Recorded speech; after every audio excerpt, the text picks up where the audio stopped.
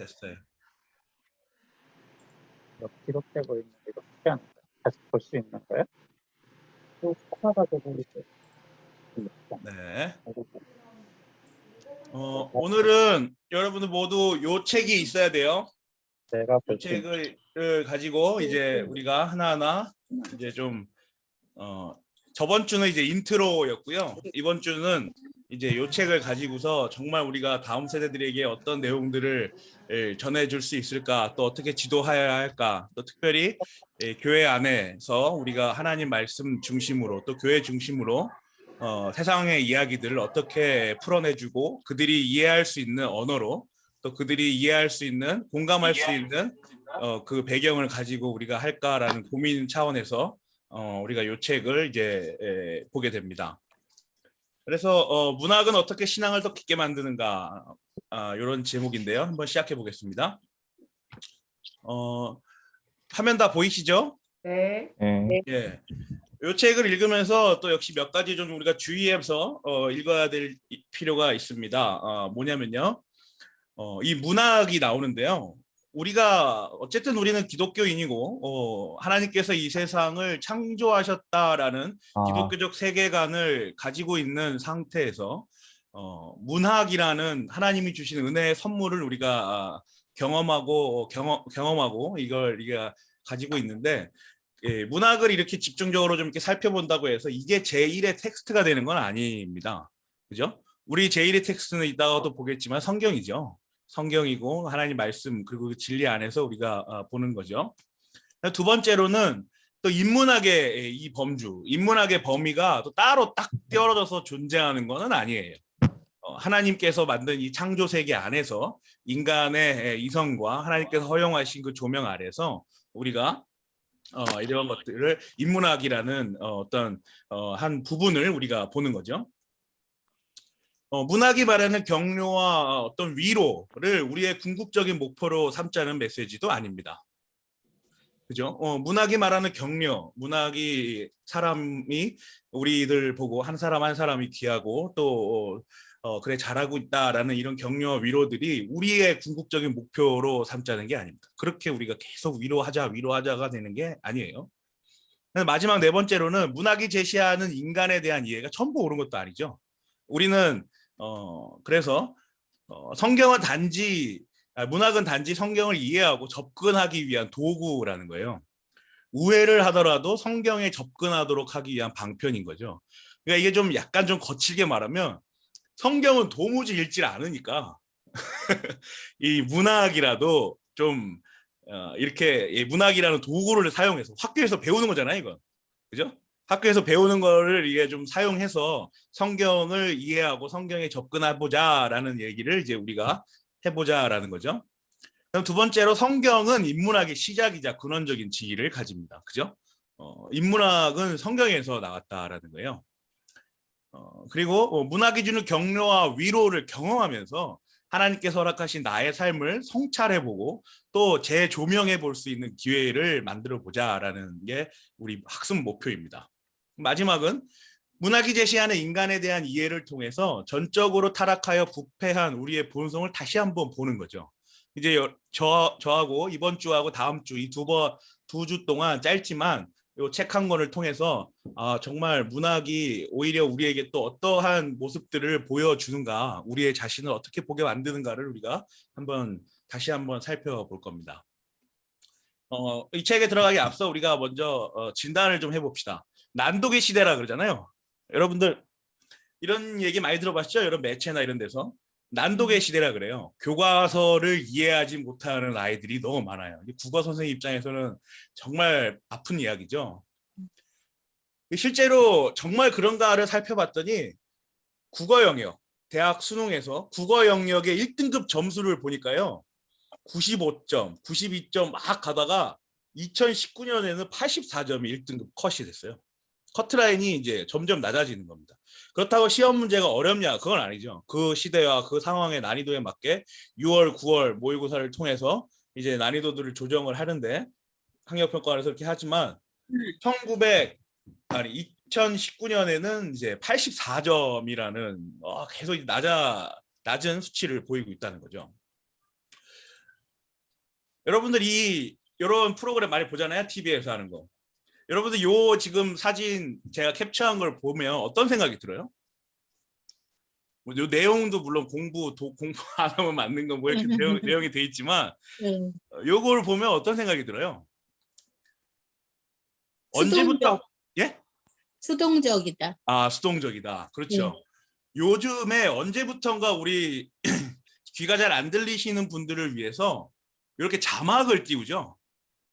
자막을 띄워요. 그래서 이 자막을 띄우는 거는 우리 일반적으로 다 이제 이렇게 감사하게 다 감각할 수 있는 사람을 위한 게 아니라 귀가 잘 안 들리시는 분들을 위해서 이렇게 만들어 놓은 건데 요즘은 다 이렇게 이제 만들잖아요. 그러다 보니까 이런 문제, 이런 매체들의 작용을 계속 우리가 접하다 보면 우리가 스스로 사고할 수 있는 틈을 주질 않아요. 그죠? TV를 가만히 보고 있으면 저 사람이 무슨 내용을 이야기하는가를 우리가 스스로 정리하고 결론을 하고 나름대로 논증 구조를 만들어 가는데 이제 가만히 이렇게 보면 다 정리를 해주니까 아주 쉽게 정리를 해주잖아요. 그죠? 그러니까 그냥 가만히 보고만 있으면 그냥 계속 주입만 되는 거죠. 우리 여러분들 아시겠지만 우리 친구들은 유튜브나 뭐 SNS 보면서 계속 미디어 속에서 살고 있지 않습니까? 그죠?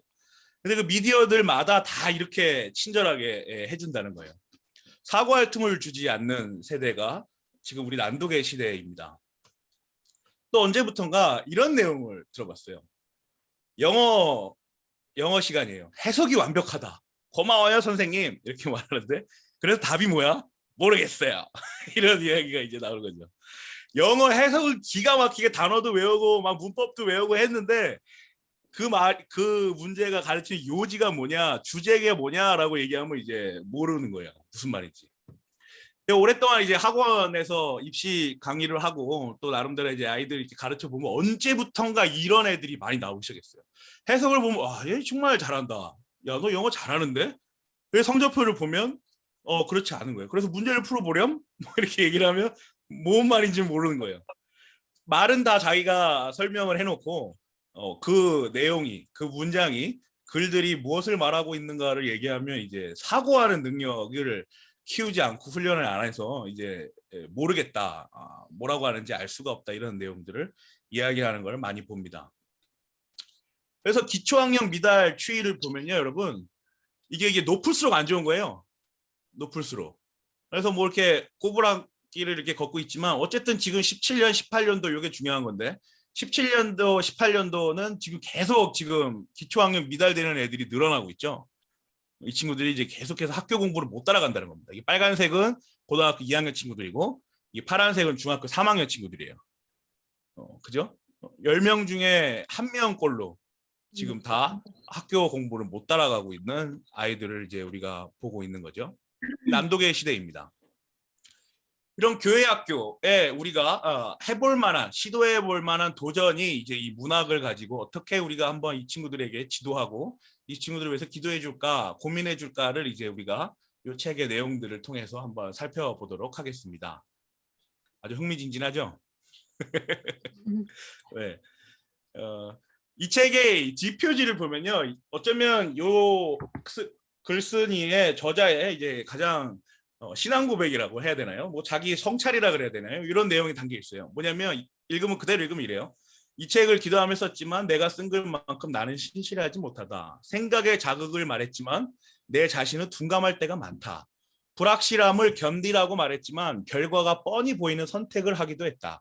이런 삶을 한번 뒤집고 싶었다. 그래도 한 번은 제대로 된 믿음의 삶을 살고 싶었다. 이제 이분이 이런 다짐으로, 이런 성찰로 이 책을 이제 쓰신 겁니다.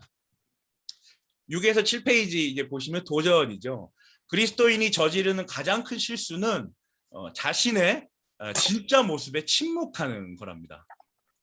자신의 진짜 모습이 드러날 때 어떤 반응도 하지 않고 그냥 침묵하는 거죠. 신앙인이 자신의 민낯과 생각의 빈곤을 고민하지 않는 것은 어쩌면 하나님에 대해 무지하기 때문인지도 모른다. 이제 이런 얘기를 해요. 나중에 이제 다음 주도 그렇고 오늘도 이제 얘기하다 보면 이게 이제 진짜 어떤 내용인지 우리가 한번 살펴보는 겁니다. 우리가 지금 알아야 될 거는 이거죠. 그리스도인이 가장 크게 저지르는 실수 중 하나는 진짜 내 모습에 대해서 침묵하는 거예요. 내 모습이 드러나는데도 내 한계와 바닥이 나왔는데도 아, 이건 아닐 거야. 이게 잠시 일순간인 거지. 뭐 이런 식으로 이제 침묵을 해버리는 거죠. 문학은 현재라는 시간을 사람 크기로 축소시킨 아주 작아진 이야기입니다. 고로 문학은 시대를 반영합니다. 인간의 위선과 삶의 모순은 천국에 가는 것만이 목표가 될 때 일어납니다. 그렇지 않나요, 여러분? 인간의 위선 그리고 삶의 모순은 난 천국에 간다. 난 천국에 갈 거니까 지금 나의 상황보다 나의 어떤 일상보다 난 나중에 천국으로 갈 거야 라는 생각만 가지고 살다 보면 인간이 위선적이 되고 이제 삶의 모순이 어그러지기 시작하는 거죠. 마태복음 7장과 25장이 보여주듯이 예수님도 이를 간파하신 거죠. 우리의 목표는 천국이 가는 게 아니라 천국이 내 삶으로 들어오게 하는 거다. 천국은 이미 너의 안에 있다라고 예수님 말씀하시잖아요. 천국은 이미 우리 안에 있는 건데 그 천국을 우리는 나중에 지금 내 현실하고는 거리가 있지 라는 식으로 침묵하고 그렇게 중요하게 생각하지 않는다는 겁니다.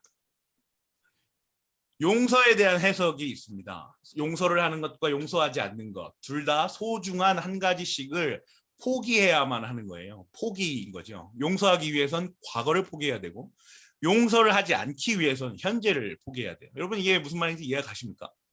어떤 사람을 용서할 때에 우리가 용서를 하기 위해서는 지난 과거에 있었던 일들을 내가 포기하고 그래 내가 잘못했어.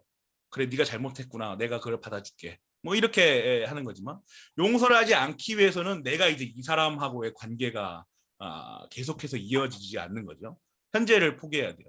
이 포기 두 가지 포기해야 되는 것 사이에 우리는 어떤 일도 앞으로 어떤 일이 펼쳐질지는 아무도 알 수가 없는 그런 상황 가운데 있는 거죠.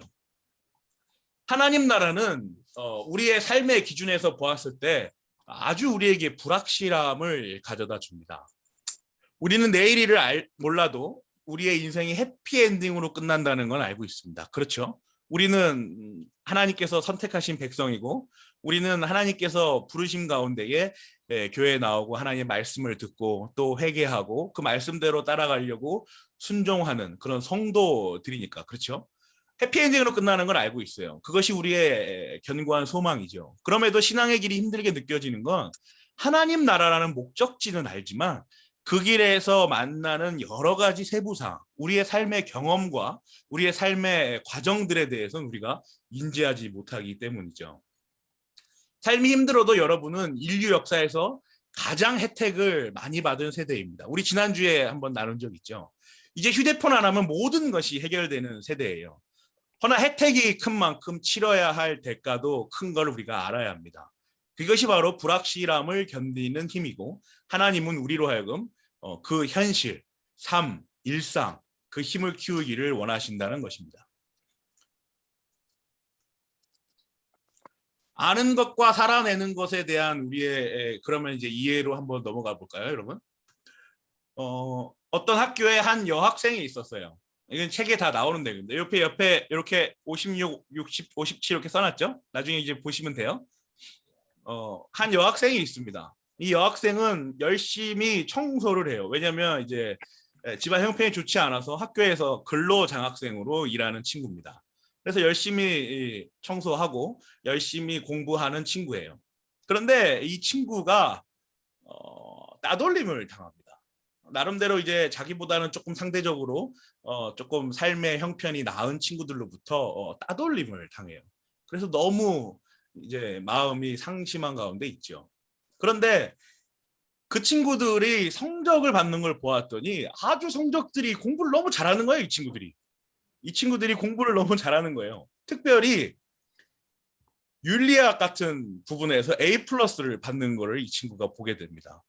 그래서 이 친구가 하루는 윤리학 교수님을 찾아가서 이렇게 따지죠. 선한 사람이 되려고 노력하지 않는데 선을 아는 것이 무슨 의미가 있나요, 선생님? 교수님, 나는 이게 이해가 되질 않습니다. 내가 납득이 되고 내가 받아들여지지가 않아요. 선한 사람이 되려고 전혀 노력하지 않는데 어째서 그들은 선을 잘 안다고 하고 또 실제로 당신은 그들에게 좋은 점수를 주십니까? 이런 도전을 하게 된 것이죠. 65에서 67페이지 한번 보실까요, 여러분?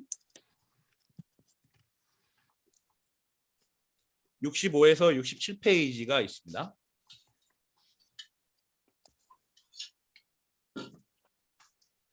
(65페이지에서) (67페이지에는) 덴마크 철학자이자 우리에게 아주 익숙한 철학자죠. 키에르케고르라는 철학자예요.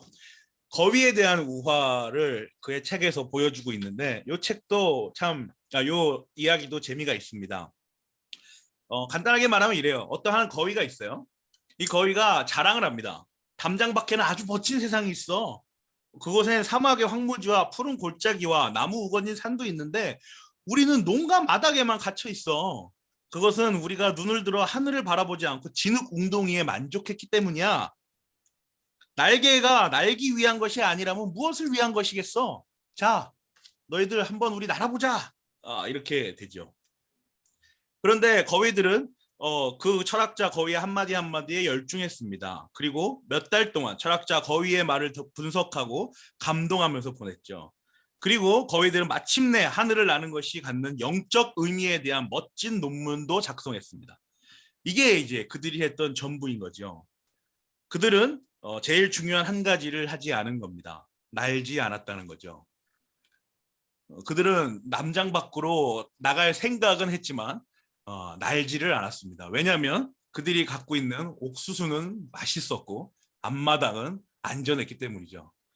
하나님 나라와 불확실함은 우리에게 현실에게 이런 불편함으로 다가옵니다. 그렇죠.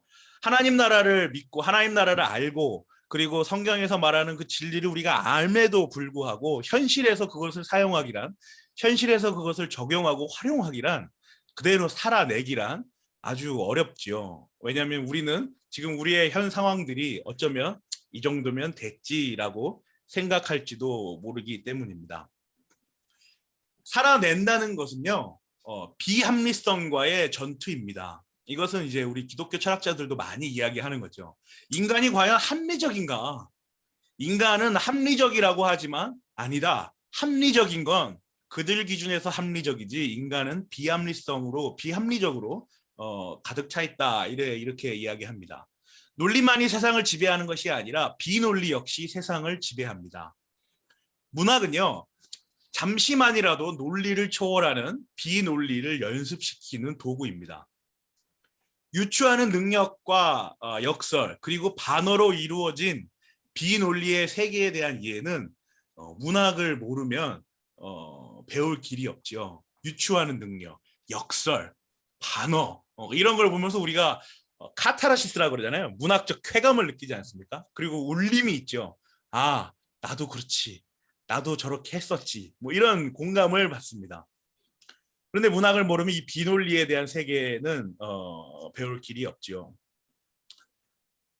한 산문시입니다. 여러분들 아시는 분도 있겠지만 그날이라는 시죠. 이성복 씨가 쓴 시인데요. 제가 한번 읽어볼게요. 그날 아버지는 7시 기차를 타고 금천으로 떠났고 여동생은 9시에 학교로 갔다. 그날 어머니의 낡은 다리는 퉁퉁 부어올랐고 나는 신문사러 가서 하루 종일 노닥거렸다. 전방은 무사했고 세상은 완벽했다. 없는 것이 없었다. 그날 역전에는 대낮부터 창녀들이 서성거렸고 몇 년 후에 창녀가 될 애들은 집안을 도우거나 어린 동생을 돌보았다. 그날 아버지는 미수금 회수 관계로 사장과 다투었고 여동생은 애인과 함께 음악회에 갔다. 그날 퇴근길에 나는 부추시는 멋진 여자를 보았고 사람이 사람을 사랑하면 죽일 수도 있다는 것을 확실히 생각했다. 그날 태어난 나무들 위로 날아가 오르는 것은 다 새가 아니었다. 나는 보았다. 잔디밭 잡초 뽑는 여인들이 자기 삶까지 솎아내는 것을. 집 허무는 사내들이 자기 하늘까지 무너뜨리는 것을 나는 보았다. 새점 치는 노인과 변통의 다정함을. 그날 몇 건의 교통사고로 몇 사람이 죽었고 그날 시내 술집과 여관은 여전히 붐볐지만 아무도 그날의 시름소리를 듣지 못했다. 모두 병들었는데 아무도 아프지 않았다. 이런 시입니다. 앞에 쭉 열거하는 건 뭐예요? 우리 일상이죠. 우리가 어떤 어디로 이동하는 거리나 뭐 이렇게 이동할 때 우리가 눈으로 볼 수 있는 일들을 시인은 쭉 나열을 했습니다. 그리고 마지막에 이렇게 말했죠. 이 세대, 이 세상, 지금 이 현실은 모두 병들어 있는데 아무도 아프지 않았다라는 그런 말을 하죠. 모두 병들었는데 아무도 아프지 않았다라는 말은 비논리입니다, 여러분. 이 논리적으로 틀린 문장이죠. 있을 수 없는 문장이에요. 그런데 이 모순에 우리는 너무 논리와 합리로 뭉쳐 있어서 우리 세대들 우리 다음 세대들은 여기에 많이 매여 있어서 둔감하지요. 이게 무슨 말이야? 뭐 병들었는데 아프지 않았다니 그 무슨 말도 안 되는 소리냐? 뭐 이렇게 이야기하죠. 우리는 익숙한 것을 좋아하지만 문학은 익숙해진 일상을 낯설게 읽도록 만듭니다. 모두 병들었는데 아무도 아프지 않았다라는 말로 우리에게 일상을 낯설게 읽도록 만들어 주죠. 이 낯섦은요, 제가 정리를 좀 해보았는데요. 성도와 아주 밀접한 관계가 있습니다. 성도는 사실 낯설죠. 우리는 교회에 올 때 늘 낯섭니다. 말씀 앞에 언제나 낯선 자로 서 있죠. 말씀은 의인을 말하고 선을 전달하고 선한 행위를 하라고 말하지만 우리는 여전히 죄인이고 타락한 선인 까닭에 우리는 성도라는 사실 또 말씀 앞에 여전히 낯선 상태로 놓여져 있습니다. 문학은 성찰할 겨를도 없이 바쁘게 사는 오늘의 성도들에게 성경으로 들어가는 문을 열어주죠. 여러 가지의 비논리와 비합리성, 불확실함 이런 것들을 통해서 우리는 이런 문학을 통하여 성경으로 들어갈 수 있게 됩니다. 낯섦의 드러남이 가장 가까이에 있습니다. 가족에서 드러나죠. 여러분 이 드라마 보셨어요? 저는 이 드라마 제목만 보고 참 한번 울컥해서 아는 건 별로 없지만 가족입니다라는 드라마입니다. 내용이 참 궁금했는데 보지는 못했습니다. 타인 같은 가족, 가족 같은 타인. 이 줄거리를 대충 보니까 뭐 아들이 뭐 동성애자고 막 뭐 여러 가지 일들이 있는데 가족들은 다 몰라요.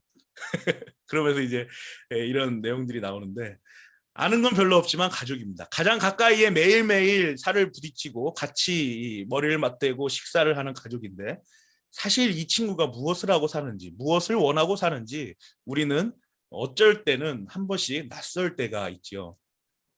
그래서 책에 이런 시가 있습니다. 밖에선 그토록 빛나고 아름다운 것 집에만 가져가면 꽃들이 화분이 다 죽었다. 밖에서 그렇게 활발하게 아름답게 피어있던 꽃과 화분들이 집에만 오면 다 죽은 것처럼 그렇게 침묵하고 있다는 거죠. 교회도 마찬가지입니다. 교회도 이 낯섦을 경험하지요. 어딜 가든 눈을 마주치는 게 불편한 사람들은 스마트폰으로 서로 시선을 분산시킵니다. 이런 경향이 신앙생활에도 영향을 주면서 교회를 다니지만 굳이 교제의 폭을 넓히지 않으려고 하지요. 다른 사람에 대한 관심과 배려가 없기 때문입니다.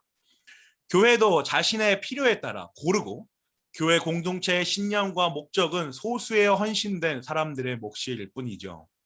삶과 신앙이 따로 논다고 해서 고민하지도 않고 진심으로 이웃들과 기쁨과 슬픔을 함께 하는 경우도 드문 게 우리 현대의 교회입니다. 그래서 낯섦에 대한 우리는 이런 보편적인 일반적인 질문을 한번 할 수 있죠. 경험을 통해서 배우는 아픔보다 더 진한 아픔이 있다. 바로 경험을 통해 배우지 못하는 아픔이다. 경험을 해도 배우지 못한다라는 것이죠. 그럼 우리 이런 질문을 합니다. 왜 하나님은 우리가 예수 그리스도를 삶의 주인으로 모시고 구원자로 믿는 순간 천국으로 데려가시지 않을까? 그렇게 믿자마자 엘리야처럼 에녹처럼 그렇게 천국으로 바로 데리고 가시면 얼마나 좋을까라는 생각을 우리가 할 수가 있죠. 분명 거기에는 이 땅에서 우리 각자가 해야 할 몫이 있기 때문이고 또 이 땅에서 배워야 할 무언가가 있기 때문입니다. 그럼에도 불구하고 우리는 이런 생각을 하죠. 왜 하나님께서는 나를 여기까지 인도하셨는가? 왜 나는 그리스도인이 되기를 원하는가?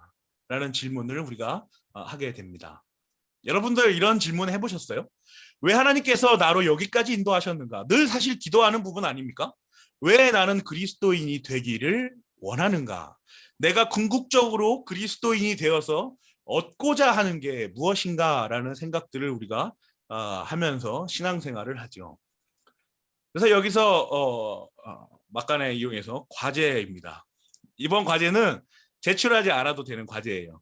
여러분께서 각자 원하시는 대로 원하는 시간에 한번 생각해 보시고 한번 작성해 보길 바랍니다. 지난주 과제 지금 계속 하고 계시죠? 벌써 한 대여섯 분 지금 오셨는데 열심히 우리 친구들을 위해서 편지를 써주세요.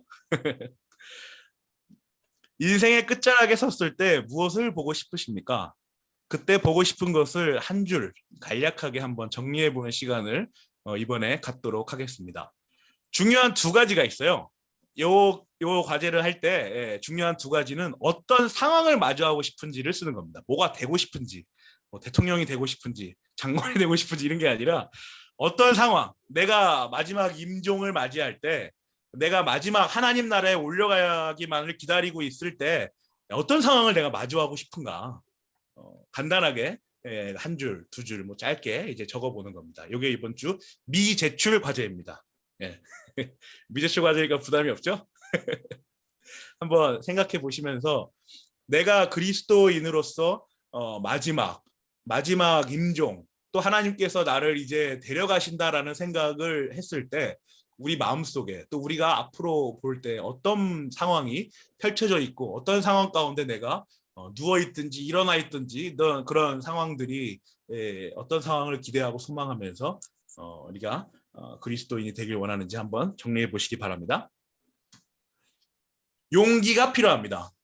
비논리와 불확실함, 그죠? 그리고 그런 역설과 같은 그러한 내용들을 이해하기 위해서는 우리에게 용기가 필요하죠. 창의성이란 학교에서 배울 수 있는 기술이 아니라 근본적으로 남과 다를 수 있는 용기입니다. 그러니까 창의성을 용기로 해석했다는 게 참 아주 탁월하죠. 창의성이란 학교에서 배울 수 있는 어떤 기술이 아니라는 겁니다. 근본적으로 남과 다를 수 있는 용기라는 거예요. 근데 이 용기, 이 내용 안에는 내재되어 있는 의미가 있습니다. 그게 뭐냐면 창의성이란 용기는 삶에서 드러난다는 거예요. 학교에서 배우고 학습하는 게 아니라 삶을 통해서 내가 이번에는 여기까지 가봤지, 다음에는 여기까지 가봤지, 뭐 이런 과정들을 통해서 우리가 이런 창의성이란 용기를 배양한다는 겁니다. 그래서 우리는 이 책에서는 몇 가지 용기의 사례를 소개해요. 리빙스턴이라는 선교사 아시죠? 이분의 창의성, 또 사도 바울의 창의성, 그죠? 이것이 바로 십자가 신앙이다라고 이 책은 그렇게 저자가 이야기를 합니다. 눈먼 기도와 믿음이 있어요. 성경 말씀을 외우고 살아도 그것을 실천하는 순간 사실은 삶은 고달파지기 마련입니다. 왜냐하면 곧 말씀을 살아내는 것은 힘겨운 싸움이기 때문이죠. 신앙생활의 모순을 알게 되면 우리는 교회라는 신앙의 공동체가 사회 조직과는 별반 다르지 않다라는 사실에 어쩌면 실망을 할 때도 있었을 겁니다. 그런데 그저 기도하면 돼, 그냥 믿으면 돼라고 말할 수 있지만 그때의 문학은 신앙의 갈등을 해결하는 도구이자 우리의 질문에 대한 하나님이 답이 되기도 합니다. 그냥 기도하면 돼, 그냥 믿으면 돼라고 말하는데 이런 말들은 사실은 그 내재된 의미가 무엇인지 우리가 분명하게 분별해야 된다는 것이죠.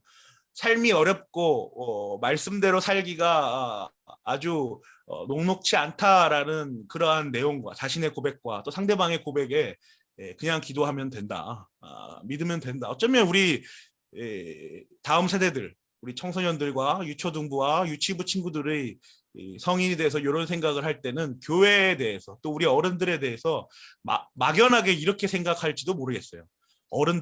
교회 어른들은 그냥 믿으면 된대, 그냥 기도하면 된다 그러더라, 그러면 하나님이 다 들어주신다더라, 이런 식으로 우리를 그냥 치부해 버릴 수 있을지도 모르겠습니다. 그럴 때 우리가 이제 이번에 같이 나누는 이 문학이라는 이 장치, 이 도구를 통해서 그 친구들에게 설명을 해줄 수 있는 거죠. 사실은 그게 그렇지 않아. 우리 교회도 말씀도 우리가 사는 삶을 통해서 현실을 통해서 그렇게 경험하고 그 가운데서 함께 해보자라는 그 간절함이 그게 있는 거란다라는 가르침을 줄 수 있는 거죠. 여러분 이 영화 보셨나요? 사일런스라는 영화? 저랑 아내가 우리가 결혼하기 전에 봤죠? 결혼하고 봤나 보다. 그래서 요거 같이 둘이 영화 보러 갔다가 마음이 되게 심란해져서 집에 오면서 한참을 둘이 이제 마음을 이제 울컥하면서 얘기한 적이 있습니다. 요 내용은 이래요. 두 선교사가 있습니다. 두 선교사가 일본으로 파송을 나가요. 파송을 나가서 이제 선교를 하는데 그 선교하는 가운데 일본의 박해가 너무 심한 거죠. 일본의 크리스천에 대한 그 박해가 너무 심한 겁니다. 그래서 요 성화 예수님의 그림이죠. 이 그림을 한 번만이라도 밟아라라는 고문을 당해요. 그래서 이 한 번만이라도 요 신앙을 저버리고 밟아라. 이 예수님 진짜 예수님도 아닌데 밟아봐 그냥. 그런데 이 친구들이 끝까지 신앙을 지킨다고 지켜요. 그런데 일본 사람들은 잔인하게도 네가 이 그림을 밟으면 이 고문하고 있는 일본 그리스도인들, 일본의 기독교인들 그들을 내가 풀어주겠다. 근데 밟지 않으면 나는 계속 고문할 거야. 그래서 두 사람 앞에서 그 친구들을 계속 고문하면서 요 성화를 밟기를 기다립니다. 그러다 결국에 둘 중에 하나가 밟아요. 밟고 그들을 구원해내고 일본에서 배교자로 살아갑니다. 그러면서 숨어서 성경을 번역하는 사역을 하죠. 참 선교사들이 경험하는 신앙과 배교라는 치열한 그 간극을 보여주는 영화입니다. 나중에 안 보셨으면 한번 다운받아서라도 한번 보십시오. 참 영화가 알려주는 메시지가 너무 강렬해서 저도 참 마음이 많이 무거웠습니다. 사실 그렇습니다. 우리가 선교사들이 경험한 현실은 너무 이제 극단적인 삶이지만 극단적인 경험이지만 우리가 경험하는 세상도 마찬가지죠. 우리가 뭘 하자고 하면 어디가 뭔가 좀 기독교의 조금 요 냄새를 좀 풍기거나 좀 우리가 어떻게 좀 해보려고 하면 박해가 있죠. 또 우리 스스로도 그렇게 해야 하는데라고 생각만 하지 실제로 움직이는 것도 쉽지가 않습니다. 그렇지 않나요, 여러분? 사회생활하면서 신앙생활을 유지하고 지켜내기가 여간 힘든 게 아니죠. 그 간극 가운데 우리가 늘 놓여져 있다라는 거예요. 그래서 이 책은 이어서 져야 하는 싸움에 대해서 설명해 줍니다. 인생에는 이겨야 하는 싸움도 있지만 져야 하는 싸움도 있습니다. 성장이 아니라 성숙을 목표로 한다면 져야 하는 싸움에서는 져야 됩니다. 두려움은 이겨야 하는 싸움입니다. 그러나 겸손과 낮아짐과 내려놓음은 져야 하는 싸움이에요. 라고 이제 저자가 이야기를 합니다. 예수님은 사탄이 내민 왕관을 거부했는데 이것은 져야 하는 싸움에서 마땅히 진 것이죠. 인간은 지는 것을 자존심과 연결시키기 때문에 지는 싸움은 이기는 싸움보다 훨씬 더 어렵습니다. 그래서 여전히 많은 사람들이 져야 하는 싸움에서 이기고 있지요.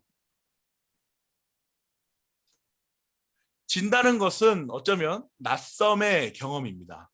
낯설죠. 이겨내고 성과를 내야 하는 그 싸움에서 우리는 져야 하는 낯섦의 경험을 하게 됩니다. 또 진다는 것은 어쩌면 용기라는 창의의 드러남이지요. 진다는 것은 용기라는 창의의 드러남, 발현이지 바로 진다는 것입니다. 우리가 한번 이론과 실제의 영역을 한번 우리 적용을 해봅시다. 여러분 요 그림 뭔지 아시나요? 소돔과 고모라가 무너졌을 때 롯의 아내가 이제 뒤를 돌아보다가 소금 기둥이 된 모습입니다. 요 내용들을 우리가 한번 삶에서 적용해 보면 이래요. 시장에서의 반찬들이죠. 마트에서의 반찬들입니다.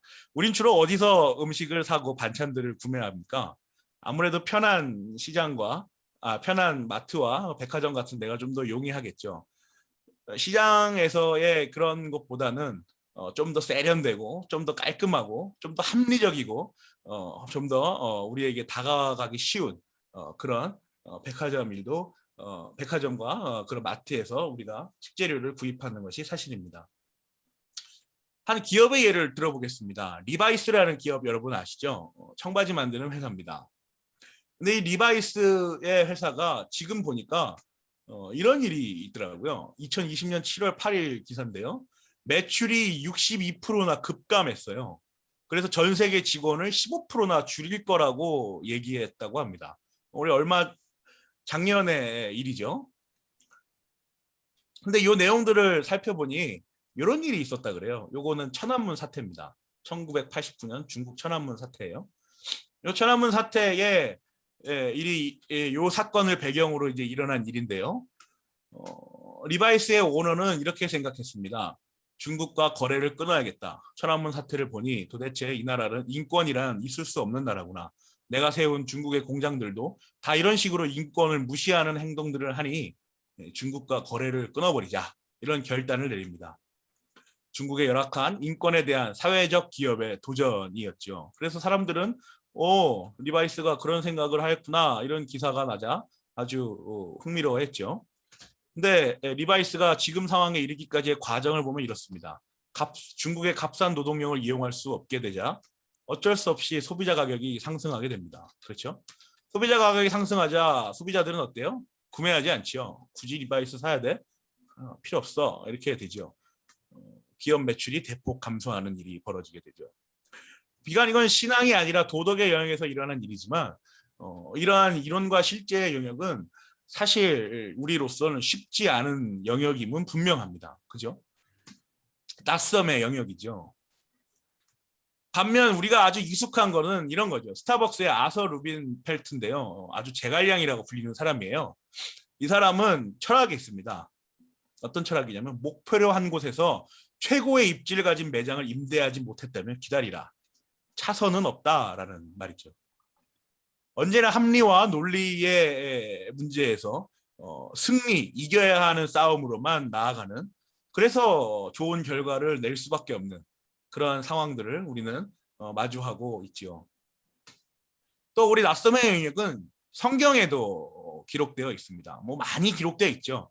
근데 가장 먼저 나오는 것이 창세기입니다. 아담과 룻의 이야기죠.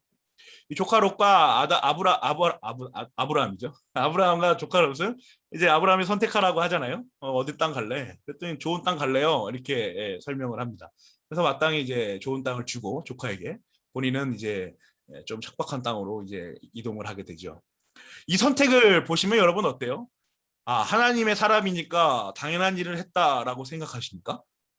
사실 우리가 이 상황을 마주한다면, 지금 우리와 똑같이 현실에 대입해 본다면 결코 쉬운 일이 아닙니다. 코로나가 이렇게 창궐한 시대에 식당 문을 또 닫아야 돼? 장사가 안 된다고 접어야 되나? 아니면 뭐 다른 일을 또 알아봐야 되나? 주일날 그래도 장사를 좀 해보면 좀 낫지 않을까?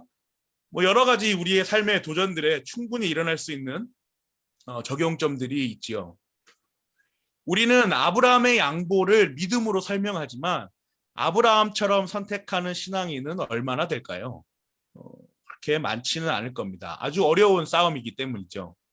아주 낯선 선택이기 때문입니다. 그런데 이것보다 우리가 이제 교사로서 교회를 이끌어가는 리더로서, 일꾼으로서 한 번 더 우리 다음 세대들을 향해서 생각해 보면 이렇습니다. 심지어 우리 다음 세대들이 아브라함의 신앙을 설명해 낼 수는 있을까? 이런 생각들을 하면 여러분 어떠세요? 아주 도전이 되죠. 정말 이 친구들에게 아브라함의 신앙을 어떻게 설명을 해줄까? 이 신앙을 설명해 준다는 것이 이들에게 어떤 의미를 가지고 삶의 어떤 기준과 또 어떤 모양들을 낳게 할까라는 그런 도전들을 우리가 가질 수 있습니다. 문학의 역할은요, 존 뉴먼 추기경이 이야기했듯이 문학 어디서든 우리는 신학을 만납니다. 문학은 인간이 세상에 길들여지지 않도록 감시하는 역할을 하죠. 독서는 정적인 것 같지만 그런 의미에서 매우 역동적인 작업입니다. 그렇죠? 독서를 하면서 자꾸 내 안의 것들이 나오는 거예요. 낯선 것들이 나오면서 그 낯선 것들을 해결하면서 그 낯선 것들을 꺼내어 들 수 있고 그 불확실한 것들을 내보일 수 있는 그런 용기와 창의가 우리에게 계속 요구되기 때문이죠. 그런 의미에서 묵상, 독서 이런 것들은 우리에게 매우 역동적인 작업임이 분명합니다. 생각하는 신앙이 되어야 합니다. 우리 스스로도 물을 줄 알아야 합니다. 기독교는 진리인가? 가짜는 아닐까라는 이런 도발적인 질문도 우리는 해야 하는 그런 실력을 갖고 있어야 하는 거죠. 그럴 실력이 있어야 하는 겁니다. 기독교가 정말 진리라면 이들에게 어떻게 설명을 해줘야 될까? 기독교가 정말 진리가 가짜가 아니라 진짜라면 이 친구들이 믿지 않아야 할, 따라오지 않아야 할 이유가 없을 텐데 왜 이들이 따라오지 못하고 있을까? 왜 제자리를 계속 저렇게 뱅글뱅글 돌고 있을까라는 그런 도전들을 우리가 해보는 것이죠. 다음 세대는 우리에게 정말 아픈 손가락입니다. 여러분들 이 책을 한번 볼까요? 206쪽 한번 볼게요.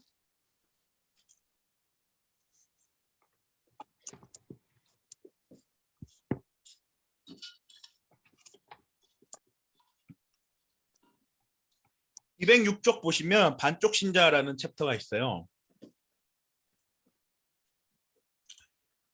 우리가 청교도라고 생각하면 어때요, 여러분? 청교도 생각하면 정말 신실하고 정말 신앙에 있어서 선구자적인 어떤 우리에게 도전이 될 만한 사람들 아닙니까? 그렇죠? 그런데 청교도들에게도 아픈 손가락이 다음 세대들이었어요. 청교도들은 여러분도 아시겠지만 메이플라워호를 타고 영국에서 탈출을 합니다. 그래서 신대륙, 아메리카 대륙에 가서 정착을 하죠. 그래서 정착한 이들은 정말 가난하고 먹을 것이 없어서 먹고 살기에 급급해집니다. 그렇죠. 삶이 아주 고통스러워요. 여러분 그렇지 않겠어요? 원주민들과의 전투도 해야 되고요. 원주민들과 소통도 해야 되고요. 그리고 감자도 케어하고 쌀도 먹으려면 벼농사도 지어야 되고 그죠? 여러 가지 일들을 하면서 어쨌든 수확해서 먹어야 하는 일들을 계속해서 해내야 되는 사람들입니다. 그러다 보니 다음 세대들을 챙기는 일에 소홀해지기 시작했어요. 207쪽 한번 보시면 중반부예요. 하지만 마음처럼 안 되는 게 자식 농사다. 그 위에 보시면 그래서 교회에 출석해야만 가게를 운영할 수 있는 라이선스를 주기로 결정을 한 것이에요. 그래서 원래 성도가 되어야 교인이 되어야 우리가 우리 안에서 먹고 살 수 있도록 그런 멤버십을 허용하자라는 결의를 교회 안에서 했는데 자식 농사가 그게 잘 안 된 거죠. 자식에게 신앙이 없다 보니 먹고 살 방법이 막막했다. 가게라도 열어서 생계를 꾸려야 길이 열리는데 교회 멤버십이 없으니 쉽지 않았다. 안타까운 부모들이 많았기 때문에 1662년에 교회는 어쩔 수 없이 부모나 조부모의 믿음에 근거하여 자녀들에게 교회 멤버십을 주었다. 이처럼 자신이 아닌 부모나 조부모의 믿음에 근거해서 멤버십을 받았기 때문에 반쪽 신자라고 불리게 된 것이다.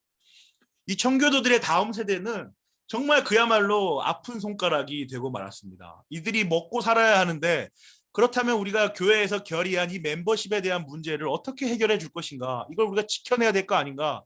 그런데 이 친구들이 신앙이 없다. 우리가 너무 먹고 살기에만 급급하여서 이들을 돌보지 않았으니 이들을 제대로 훈육하지 않았으니 이들이 그래도 우리의 신앙을 근거로 해서 그것을 담보로 해서 이들이 가게를 열고 농사를 짓도록 우리가 허락해 주는 게 어떨까라는 생각을 하게 된 것이죠. 다음 단락이에요. 우리에게 이제 도전이 되는 말입니다.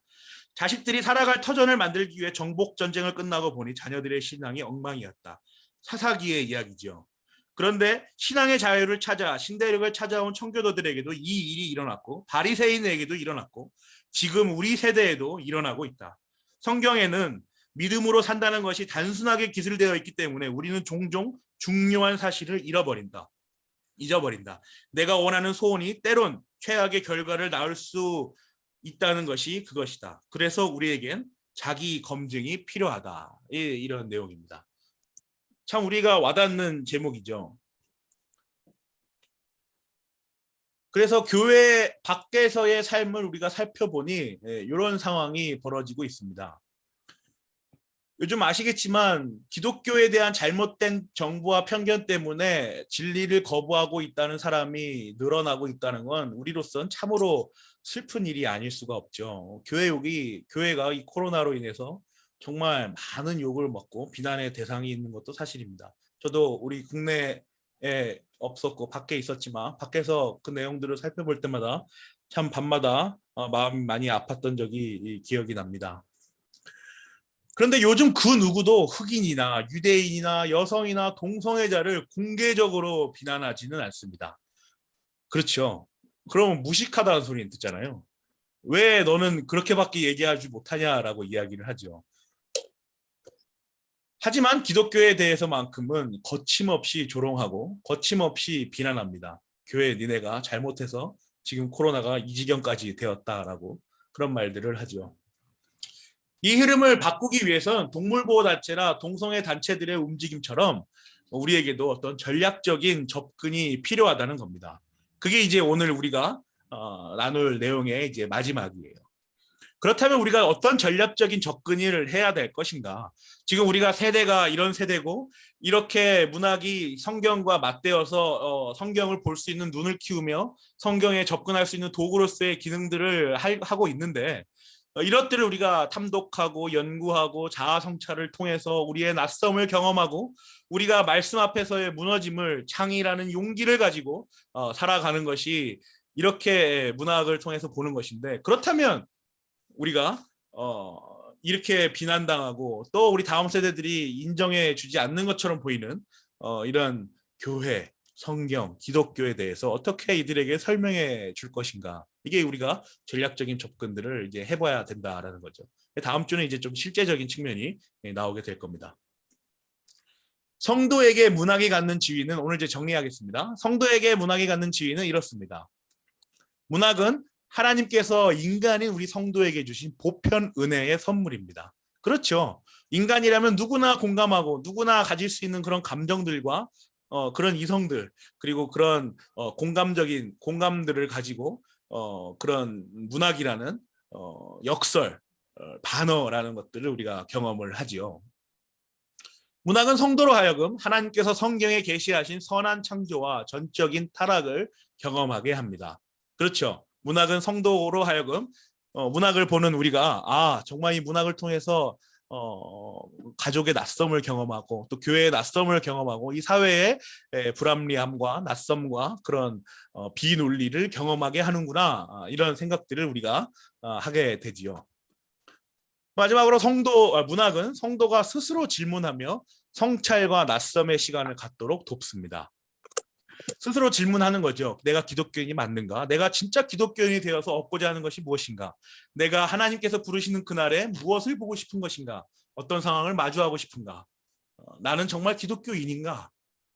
나는 정말 그런 기독교인이 그 성경이 말씀이 가짜가 아니라 진짜라고 믿고 있는가라는 그런 성찰을 우리로 하게 해준다는 겁니다. 네, 오늘은 이런 시간입니다. 그래서 이번 주는 이제 여러분들 오늘 보신 것처럼 문학이 어떤 기능을 하는지, 문학이 우리가 신앙생활을 하고 우리가 교회에서의 삶을 살아가는 가운데 문학이 우리 교회와 성경과 그리고 우리가 일상, 이 삶에서 어떤 기능을 하고 우리에게 어떤 도전을 주고 어떤 자극을 주는가, 생각을 하게 하는가를 우리가 오늘은 다뤄보았습니다. 여러분 어떠신가요? 좀 그렇습니다. 어렵나요? 네, 그래요. 그래서 다음 주는 이제 이 문학을 우리가 이번 주 나눈 내용을 가지고 이제 좀 더 실제적인, 좀 더 이제 문학을 그렇다면 어떻게 우리가 해석을 해봐야 되는가, 어떻게 우리가 보아야 하는가를 우리가 다루게 될 겁니다. 네, 1장부터 4장까지의 내용이고 다음 주는 5장부터 8장까지의 내용입니다. 네,